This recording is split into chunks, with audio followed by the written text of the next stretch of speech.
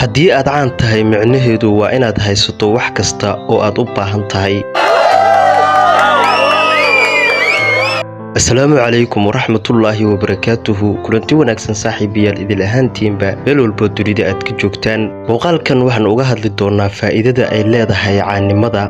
haddii aad jeceshahay inaad noqoto qof caan ah ama aad rabto inaad wax badan ku ogaato, muuqaalkan waa muuqaalkaaga. fadlan like saar.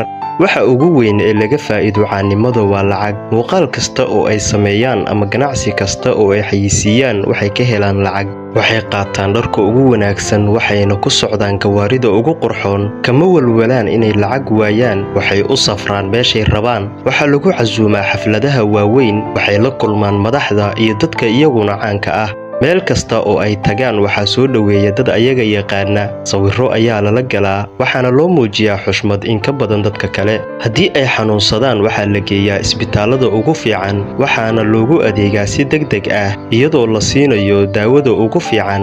mana maraan faylka iyo safafka dhaadheer sida dadka caadiga. noloshoodu waa mid fudud, ma qabtaan shaqooyin culus. waxay waqtigooda ugu badan ku qaataan dalxiiska iyo booqashada goobaha qurxoon. dalalka ay ku nool yihiin waxay ka helaan qadarin ka badan dadka kale. waxaa la sugaa amnigooda, waxaana loo fududeeyaa helidda wax kasta oo ay u baahdaan. sidaa oo ay tahay waxaa jira dhibaatooyin badan oo ay qabaan dadka caanka ah. muuqaalka xiga waxaan uga hadli doonaa dhibaatooyinka caanimada. waad ku mahadsan tahay daawashada muuqaalkan. channelka subscribe saar si aad ula socoto. mahadsanid.